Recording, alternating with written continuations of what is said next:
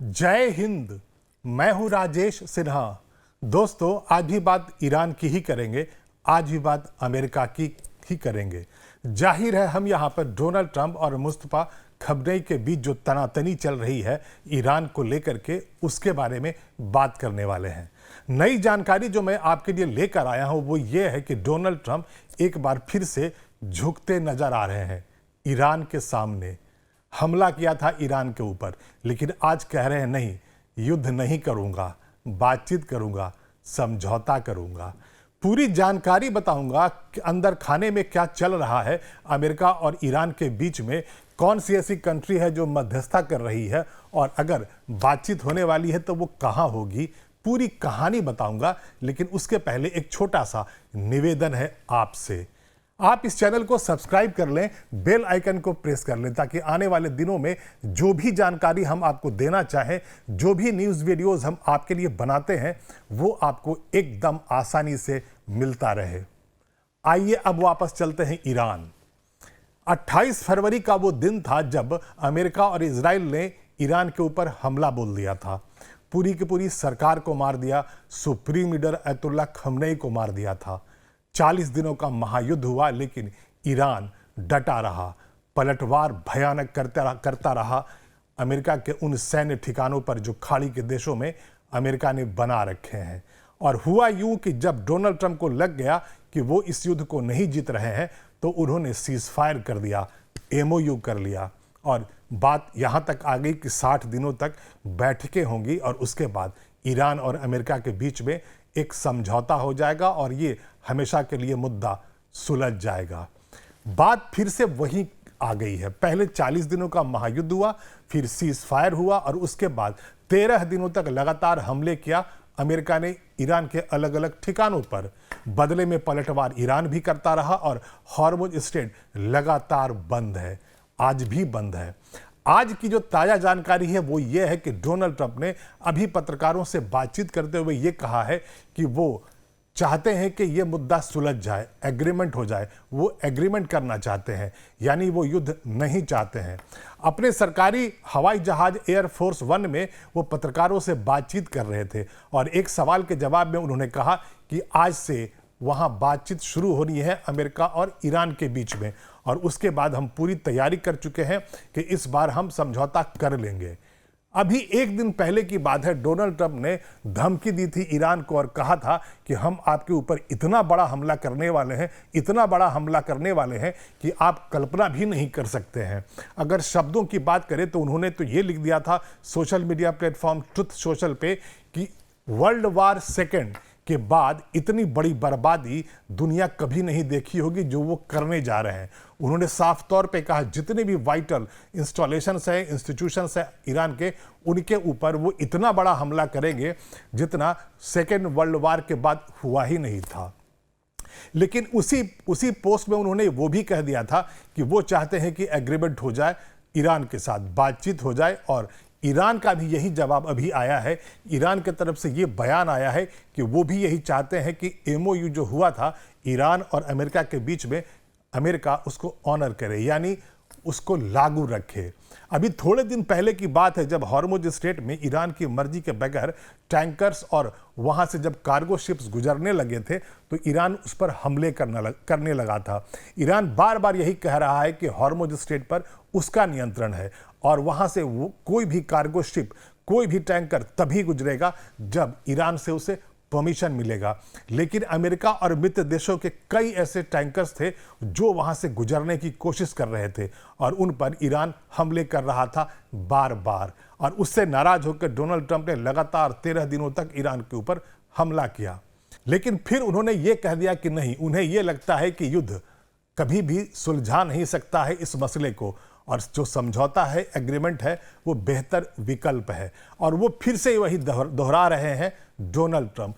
जो American media में जो खबरें छप रही है इस बारे में, वो मैं पहले आपके लिए पढ़ता हूं, फिर उसे एक्सप्लेन करूंगा। वहां पर लिखा यह गया है, we are talking to them in the form of negotiation. It begins tomorrow afternoon and we will see if it is good.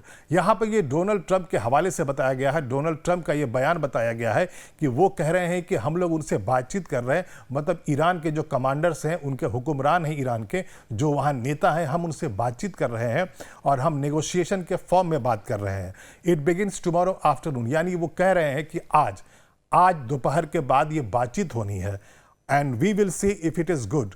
और कह रहे हैं कि फिर हम देखेंगे कि ये जो बातचीत है वो सफल होती है या नहीं, ईरान उनके शर्तों को मानता है कि नहीं। यहीं पर पूरी कहानी है। वो हमेशा यही कहते रहते हैं कि ईरान को झुकना होगा, अमेरिका की शर्तों पर आना होगा, तभी एग्रीमेंट होगा। आज भी वो वही कह रहे हैं कि we will say if it is good. I would love to do that, we would save a lot of lives, save a lot of unnecessary power.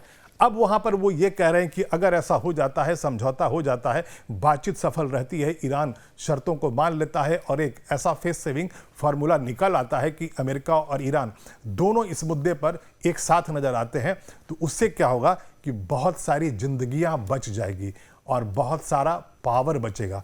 जो दो वर्ड्स हैं, आप इस पर ध्यान दें, unnecessary power, save a lot of unnecessary power.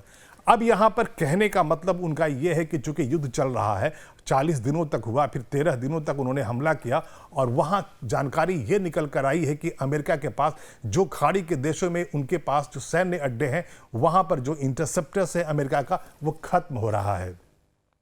एक report के अनुसार जब 28 फरवरी को हमला किया था अमेरिका ने, तो उसके एक दिन पहले जो पैट्रियट मिसाइल्स है, जो कि एक इंटरसेप्टर है जिससे हमले से बचाता है अमेरिका, अपने सैनिकों को बचाता है, उसकी जो संख्या थी वो 2030 के आसपास थी। लेकिन अब वो घटकर 500 से 600 हो गई है। वैसे ही थर्ड जो उनका इंटरसेप्टर्स है, उसकी संख्या भी घट गई है, बहुत नीचे आ गई है। और इसीलिए ट्रंप के एडवाइजर्स ने ये उन्हें समझा दिया कि अगर आप ऐसे ही ईरान पर हमले करते रहेंगे और ईरान भी पलटवार करता रहेगा, तो आने वाले दिनों में हमारे पास तो इंटरसेप्टर्स ही नहीं बचेंगे। तो भला वहाँ जो 50,000 जो अमेरिकी सैनिक तैनात हैं खाड़ी के देशों में, हम उनकी ज़िंदगी कैसे बचा पाएंगे? आप इमेजिन कीजिए, super power America, Donald Trump, और स्थिति ये हो गई है ईरान के युद्ध के बाद से कि उनके पास अब इंटरसेप्टर्स नहीं बच रहे हैं, उनके पास वो मिसाइल्स नहीं बच रहे हैं जो उनके खाड़ी के देशों में तैनात उनके सैनिकों की जिंदगी की रक्षा कर सके। ये एक बहुत बड़ा ट्विस्ट है।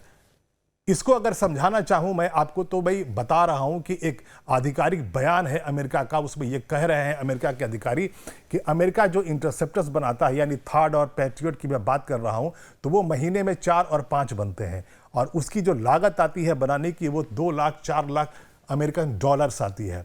लेकिन ईरान जो ड्रोन से, जिस ड्रोन से हमले करता है, शाहिद 131 और शाहिद 136, वो सिर्फ 2000 अमेरिकन डॉलर्स में बन भी जाते हैं।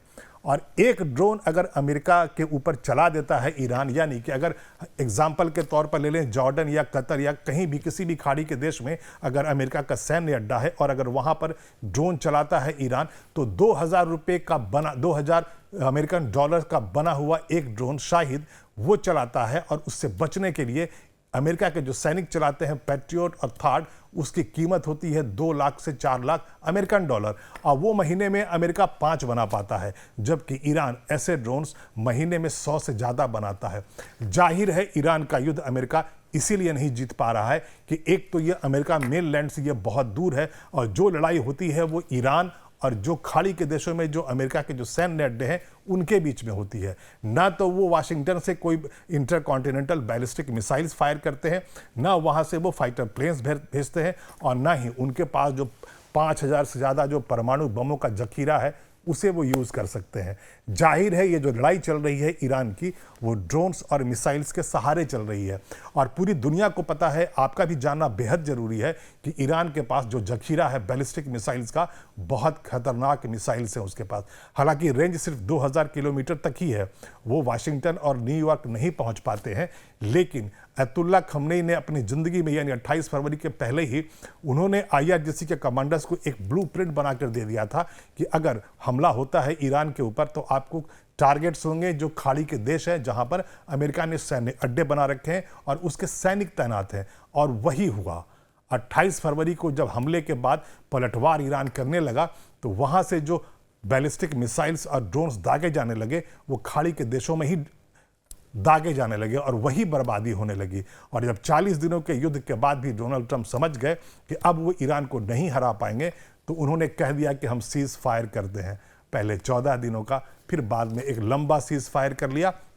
लेकिन लेबनान पर जो लगातार इजराइल हमले कर रहा था और उससे नाराज ईरान बार बार टैंकर्स पे हमला कर रहा था हॉर्मुज स्ट्रेट में, उसके बाद एक बार फिर से नाराज हो गए डोनाल्ड ट्रंप और उन्होंने हमला करना शुरू कर दिया ईरान के ऊपर। 13 दिनों तक उन्होंने हमला किया, लेकिन फिर भी उन्हें ही झुकना पड़ा और ईरान ने बार बार डोनाल्ड ट्रंप को झुकाया है। और इसीलिए मैंने यहाँ पर बैकग्राउंड में लिख रखा है, ट्रंप ने रोका युद्ध, फिर झुके ईरान के सामने। पूरा 40 दिनों का महायुद्ध हुआ और उसके बाद से जो अभी शांति काल चल रहा है, अभी दोनों तरफ से हमला और पलटवार नहीं हो रहा है, इन सब में जो पूरी की पूरी जानकारी निकल कर आती है वो यही आती है कि डोनाल्ड ट्रंप से एक बहुत बड़ी गलती हो गई थी और उन्होंने हमला कर दिया था इजराइल के बहकावे में आकर ईरान के ऊपर। और जब उन्हें लग गया कि नहीं, ये उनसे एक बहुत बड़ी गलती हो गई है, तो उन्होंने फिर फेस सेविंग फार्मूला ढूंढना शुरू कर लिया और बार बार यही कहने लगे कि नहीं, हम युद्ध नहीं चाहते हैं, हम चाहते हैं कि समझौता हो जाए। हालांकि दूसरे ही दिन वो कहते थे कि वो ईरान को आज बर्बाद कर देंगे और यही उन्होंने 2 दिन पहले कहा था कि वो ईरान को बस बिल्कुल बर्बाद ही करने वाले हैं। लेकिन आज की ताज़ा जानकारी है कि डोनाल्ड ट्रंप ने कहा है कि अब फिर से बातचीत शुरू हो रही है ईरान और अमेरिका के बीच में। लेकिन उन्होंने ये नहीं कहा कि ये जो बातचीत हो रही है वो किन किन देशों के बीच में हो रही है, ईरान अमेरिका है या बीच में कोई मध्यस्थ देश है, और दूसरा कि ये बातचीत हो कहाँ रही है। पूरी दुनिया इंतजार कर रही है कि डोनाल्ड ट्रंप ने जो कहा है वो पता तो चले। जानकारी छनकर यही आ रही है कि ओमान इस वक्त मध्यस्थता कर रहा है और जो बातचीत हो रही है वो डायरेक्ट टॉक्स अमेरिका और ईरान के बीच में नहीं है, यानी कि बीच में कोई दूसरा देश है, ओमान है, कोई और हो सकता है, वो एक दूसरे की बातों को पहुंचा रहे हैं अमेरिका और ईरान के पास। लेकिन अगर फिर से ट्रंप भी अड़े रहे अपनी शर्तों पर और ईरान पहले से भी कह रहा है कि वो झुकेगा नहीं, वो परमाणु कार्यक्रम को नहीं रोकेगा, तो जाहिर है ये जो टॉक्स होने वाले हैं वो भी फेल हो जाएंगे और ऐसे में एक बार फिर से हमला करेंगे डोनाल्ड ट्रंप, युद्ध होगा और फिर वो पलट जाएंगे, कहेंगे नहीं, युद्ध नहीं होगा, हम तो बस समझौता करने वाले हैं। यही चल रहा है 28 फरवरी के बाद से लगातार। अभी के लिए इतना ही। मैं फिर आऊँगा, ऐसे ही कोई रोचक जानकारी आपके लिए लेकर आऊँगा। लेकिन ये वीडियो अगर आपको अच्छा लगा हो तो आप इसे लाइक कर दें और शेयर कर दें। इस चैनल को भी सब्सक्राइब कर लें। हमारा न्यूज़ चैनल है लाइव टाइम्स, उसका ऐप है प्ले स्टोर पर, आप जाएं, डाउनलोड करें और देखते रहें हमारा न्यूज़ चैनल लाइव टाइम्स। तब तक के लिए धन्यवाद।